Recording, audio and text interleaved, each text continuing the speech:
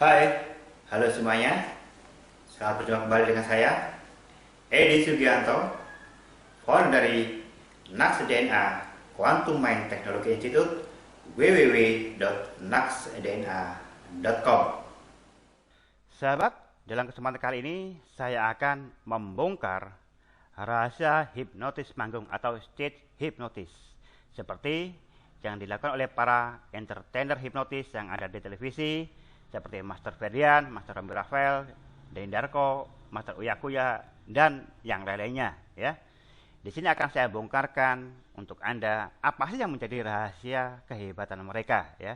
Mudah-mudahan dengan video ini Anda dapat mencontoh, meniru dan memodel mereka-mereka yang telah hebat, mereka-mereka yang telah terkenal dan populer menjadi master hipnotis. Dan mudah-mudahan Anda dengan melihat video ini Anda juga punya kesempatan untuk menjadi seorang entertainer seperti mereka. Amin. Katakan amin. Amin. Oke, bagus. Kita lanjut. Rahasia master hipnotis panggung yang pertama adalah kemampuan untuk memilih subjek yang mudah dihipnotis. Bayangkan dalam sebuah panggung hipnotis, sebuah dalam pertunjukan hipnotis, master hipnotisnya gagal. Subjeknya nolak dihipnotis. Kan tidak lucu itu kan ya. Makanya seorang master hipnotis harus lihai memilih subjek-subjek yang mudah dihipnotis. Yang susah, yang sulit, yang rewel, pinggirin semuanya. Nggak usah dimasukin. Itu rahasianya. Ya. Pilih subjek yang mudah dihipnotis. Terus bagaimana memilihnya? Tipe seperti apa orang yang mudah dihipnotis? Oke, kita jelaskan di belakang nanti ya. Rahasia yang kedua adalah melakukan hypnotic training dan anchoring. Setelah kita menemukan subjek yang mudah dihipnotis, kita berikan sesi-sesi hipnotis ringan dulu sebagai awal pengenalan mereka dalam masuk kondisi hipnosis. Namanya hypnotic training ya, melatih mereka masuk kondisi hipnosis. Nah, setelah mereka berlatih masuk kondisi hipnosis, maka dilakukanlah anchoring ya. Saat mereka sudah mulai belajar, mulai mengenal, mulai paham masuk kondisi hipnosis, dilakukan anchoring ya. Tahapan-tahapan ini seolah-olah panjang kalau diceritakan, tapi kalau dilakukan bisa cepat kalau sudah terlatih ya. Setelah mereka dilatih masuk hypnotic training, segera dilakukan anchoring. Anchoring itu apa? Untuk memudahkan Anda melakukan sesi hipnotis selanjutnya. Anchoring itu semacam tombol ya, tombol kayak lampu itu ya, tombol lampu. Anda tekan lampunya nyala, sama. Nah, tombol hipnotis ya, kalau Anda tekan tombolnya orangnya terhipnotis. Jadi kalau sudah Anda pasang anchor, seolah-olah ajaib itu, hanya menjentikan jari saja, cetik gitu, orang udah langsung tidur. Sentil kupingnya, sentil telinganya orang tidur. Ya. Anda tepuk tangan orang tidur.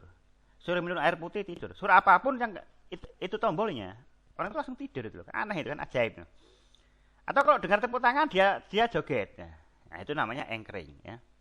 Nah, ini rahasia yang kedua, melakukan hypnotic training dan melakukan anchoring. Rahasia hipnotis yang ketiga adalah kreatif dalam merancang permainan. Sebagai seorang master hipnotis panggung, Anda harus betul-betul kreatif banget ngerancang gimana permainan ini dijalankan. Kan ini hiburan gitu loh ya. Karena ini hiburan, Anda harus betul-betul mampu merancang permainan ini menjadi wow, luar biasa, orang terhibur, orang senang. Oleh karena itulah makanya beberapa master hipnotis menggabungkan antara hipnotis dengan sulap. Jadi seolah-olah ajaib, padahal itu sulap ya, digabungkan dengan sulap. Dan mengenai kreativitas ini ya, yang harus Anda pahami adalah, ingat, salah satu presuposisi daripada NLP adalah there is no failure, only feedback. Jadi kalau seandainya satu permainan tidak dapat Anda mainkan dengan maksimal atau malah gagal total, santai saja. Nggak ada yang tahu hanya Anda. Segera ubah strategi dan ganti dengan permainan yang lain. Gitu. Jadi gagal itu nggak ada. Kalau sudah naik panggung, ibarat kata ya sudah all out. Muka tembok, muka apa, pasang semuanya, Anda harus tampil out, berani mati gitu ya kan, itu kan kreatif. Anti gagal. Ya. Itu rahasia yang ketiga. Inilah 3 rahasia hipnotis panggung yang harus Anda pahami, Anda kuasai, dan ketika Anda memang betul-betul berundang menjadi seorang entertainer sejati, dengan menguasai 3 rahasia ini saja Anda akan menjadi seorang master hipnotis panggung yang luar biasa. Oke, tadi di awal sudah saya jelaskan mengenai bagaimana sih cara memilih subjek yang mudah dihipnotis ya. Memilih subjek yang mudah dihipnotis itu terkait dengan karakter psikologinya. Kalau dalam video rahasia hipnotis cepat yang sudah kemarin saya upload di internet, di YouTube juga ada ya. Saya bicarakan mengenai 6 pilar rahasia hipnotis cepat. Salah satunya adalah mapping. Bagaimana kita membaca karakter psikologi orang lain atau subjek. Nah, terkait dengan membaca karakter psikologi subjek terkait dengan ilmu hipnosis, ada dua hal yang perlu kita perhatikan, yaitu mengenai hypnosis ability dan suggestibility. Hypnosis ability adalah kemampuan dasar atau kemampuan alami manusia untuk masuk ke kondisi hypnosis state. Ingat, hipnosis adalah sebuah peristiwa yang alamiah. Siapapun saja pernah mengalami kondisi hipnosis. Mulai zaman Nabi Adam sampai nanti zaman akhir zaman, ya semua orang itu pernah mengalami kondisi hipnosis. Contohnya saat Anda ngantuk. Saat Anda mengantuk itu sebenarnya kondisi hipnosis. Mau tidur ngantuk itu namanya hipnogogik.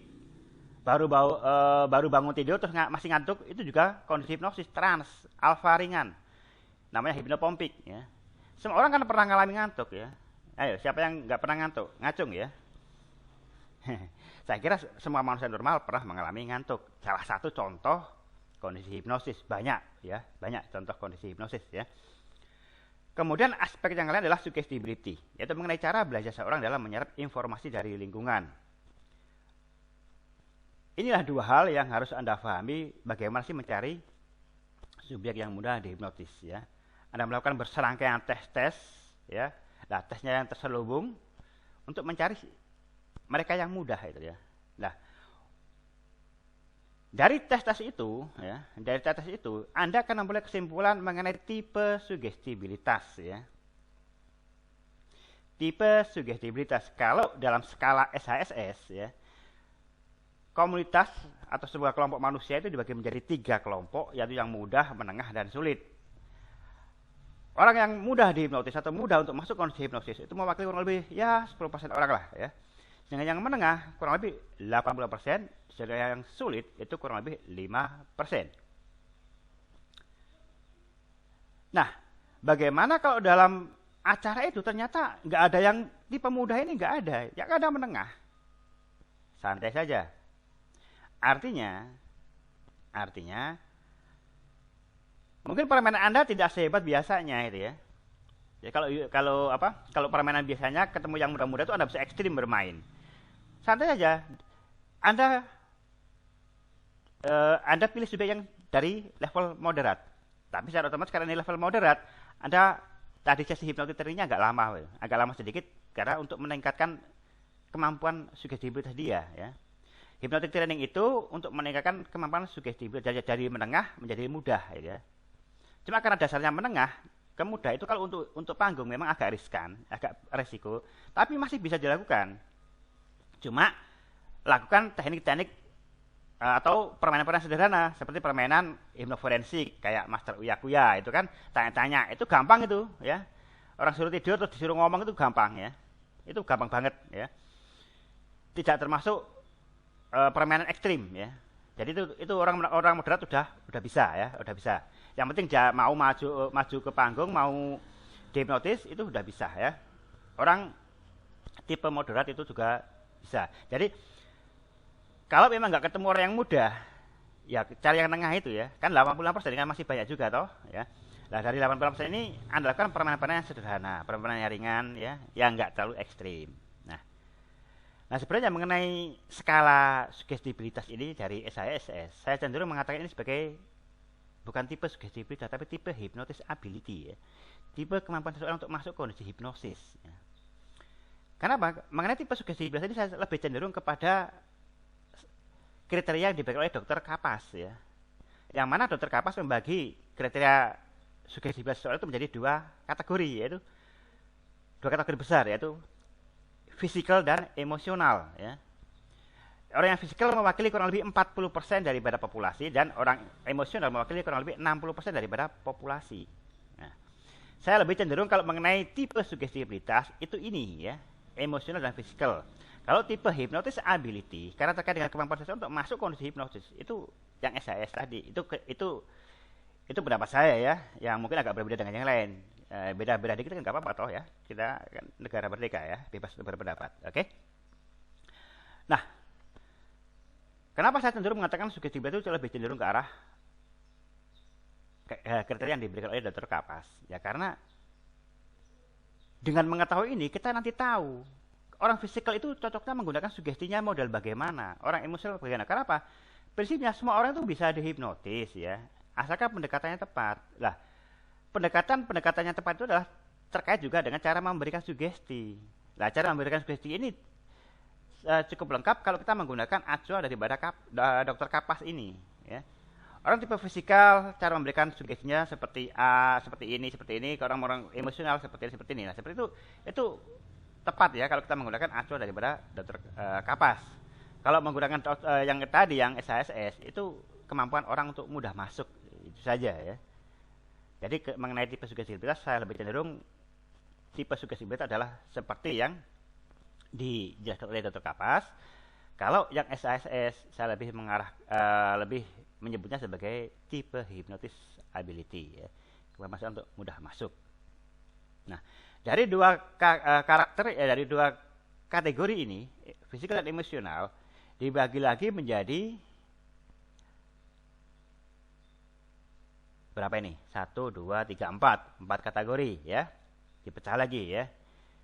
Yang ekstrim adalah physical suggestibility ini, yang 70% physical, 30% emosional ya. Yang somnambul itu tengah-tengah ya, 50-50. Kemudian yang emosional ini, yang di sini ya, yang di sini 70-30. Dan yang ekstrim adalah orang intelektual, yang sulit banget ini. Ini orang intelektual ya. Jadi masih dipecah lagi menjadi 4 ini ya. Nah, untuk hipnosis panggung sebaiknya menggunakan orang dari tipe fisikal ya, Untuk orang yang tipe somnambulis juga masih boleh ya. Cuma kalau mau ekstrim yang fisikal, ini yang untuk ekstrim ya. Kalau untuk permainan tengah-tengah kita masih boleh gunakan yang somnambulis ya. Kalau yang ini kamu emosional intelektual, kalau hipnosis panggung sebaiknya jangan dipakai ya. Ini pikirin aja. Nah, jadi inilah rahasia bagaimana Anda melakukan hipnosis panggung. Anda harus bisa memilih subjek-subjek yang mudah masuk kondisi hipnosis, mudah menerima sugesti. Itu yang harus Anda pilih untuk maju, menemani Anda, membantu Anda, menghibur para penonton ya. Nah,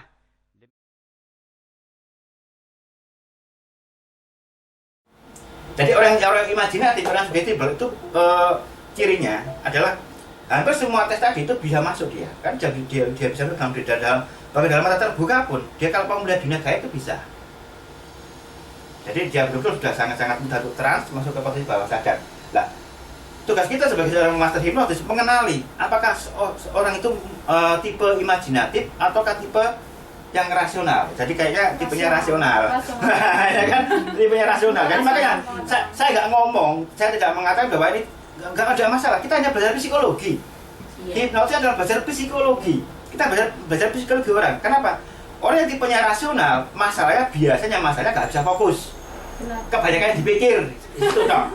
Nah, tipe yang imajinatif biasanya kalau punya masalah nancep banget, susah jawabnya. Itu ya. Semua yang imajinatif rata-rata seperti itu. Jadi kalau udah nancep kayak udah tahu padahal enggak. Ketika dia relax, awareness, masuk di sini sadar, maka masalah itu akan mudah dicabut sebenarnya. Jadi dia hanya belajar melatih untuk relax, pasrah. Ketika masuk dalam posisi titik nol, masalah itu akan jangan menguap dan hilang total. Ya, jadi orang-orang yang tipe-tipe seperti itu. Makanya kalau orang yang imajinatif itu kalau ada masalah dikit biasanya langsung bingung dengan masalahnya. Maka relax, santai, nafas, relax. Kemelekatan pada masalah itu akan lepas. Kenapa? Mudah melekat gitu. Tapi kalau dia lagi melekat sama hal positif, misalnya lagi cinta Tuhan, bos, kayak Rabi Awadawiyah gitu kan ya, seolah-olah gak butuh apa-apa, pokoknya cinta Tuhan banget ya. Itu tipe-tipe imajinatif. Nah, manusia memang terdiri dari dua itu, ada yang rasional, ada yang imajinatif. Itu adalah kodratullah, gak bisa kita nggak bisa marah, wah saya kok rasional, jangan. Nah, memang kita ini sudah lahir begitu, itu bawaan lahir, itu bawaan bayi, nggak bisa protes, ya, itu sudah bawaan bayi. Ya, dengan apa yang ada, makanya untuk yang rasional kita ajarkan teknik-teknik untuk masuk ke titik nol juga, fokus belajar untuk mudah itu. Kenapa? Orang yang rasional biasanya kalau doa juga sulit kabul. Kenapa? Dia sulit masuk ke dalam diri. Sulit untuk khusyuk, sulit itu. Nah, makanya belajar rileks, fokus. Nah, yang tipe sugesti atau tipe imajinatif, masalahnya doanya mudah kabul, cuma dia karena nggak bisa mengendalikan pikirannya. Yang enggak yang dipikirin, yang enggak yang terjadi dalam kehidupan. Berarti kedua-duanya ya juga enggak baik ya. Keduanya perlu dilatih. Jadi makanya perlunya latihan, perlunya ilmu itu supaya apa? Yang sugestibel, yang imajinatif bisa menggunakan kekuatan pikirannya itu untuk arah yang positif. Tidak, ibarat kita cuma punya pistol, jangan sampai pistol itu menembak dirinya sendiri itu loh. Nah, yang rasional diajari pakai pistolnya itu kan. Nah, itu kan. Jadi dua-duanya dilatih akhirnya ketemu titik tengah. Yang sugestibel pun atau imajinatif akhirnya menjadi lebih bisa mengontrol dirinya, sehingga hal yang positif yang keluar, hal yang negatif mudah dinetralisir. Nah, yang ini akhirnya lebih mudah masuk, lebih mudah khusyuk, sehingga dunia imajinatif juga berkembang, otak kanannya juga berkembang. Gak rasio toh. Jadi dua-duanya punya sisi lemah dan sisi kelebihan. Jadi itulah tugas kita sebagai master hipnotis itu. Nah, itu sudah kodrat. Sudah kodratnya. Nah, kalau untuk show yang kayak di televisi yang dicari kayak ini disuruh duduk lagi. Nggak mau dia. Yang dicari kayak begini. Nah, makanya tak suka apapun masih bisa dia karena imajinatif banget. Ya tadi kan tak suka panjang satu kan dia panjang satu. Nah itulah jadi dia tuh bukan karena akhirnya dia kayak over dia rahasia cuma di situ toh. Nah kalau Anda pengen tahu variasi-variasinya lihat YouTube-nya lah. Intinya yang dicari adalah tipe-tipe seperti ini, tipe yang seperti Pak siapa namanya itu? Siapa? Pak itu berarti yang cari itu ya iya. ini. Yang ideal itu ya. Seolah hebat kan tuh kan oh bisa. Enggak itu dipilih itu sudah. Enggak semua orang. Jadi biasanya dia begini. Ayo kita latihan fokus dulu. Ayo lakukan begini, coba begini. Supaya penonton begini. Begini sekarang yang kuat keras yang kuat. Sekarang bayangkan ini saya kasih lem. Bayangkan saya kasih lem dan lem ini menyala di sela-sela jari. Bayangkan saya kasih lem. Semakin lama lemnya semakin kering, dan karena semakin kering, maka kedua tangan menjadi semakin lengket. Jadi semakin lengket sangat kuat, lengket sangat kuat, sehingga siapapun nggak bisa melepas termasuk diri kamu sendiri.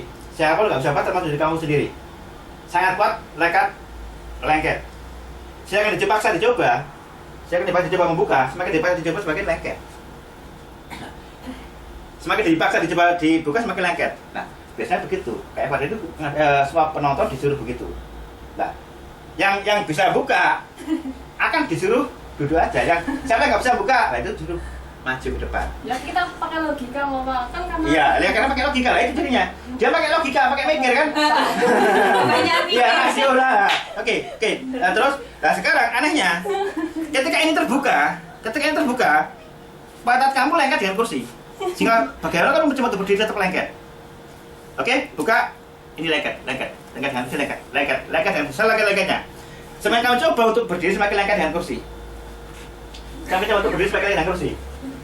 Coba berdiri. Semakin kamu coba berdiri semakin lengket dengan kursi. Padahal kamu lengket dengan kursi itu. Tidak, kemana-mana kursinya di bawah ya nanti ya. tapi kok bisa? Oke, cukup. Semuanya normal semuanya normal kembali. Bukan saya yang hebat. Subjeknya yang hebat itu loh inti hipnosis. Jadi kalau Anda melihat yang aneh di televisi, yang hebat bukan masternya.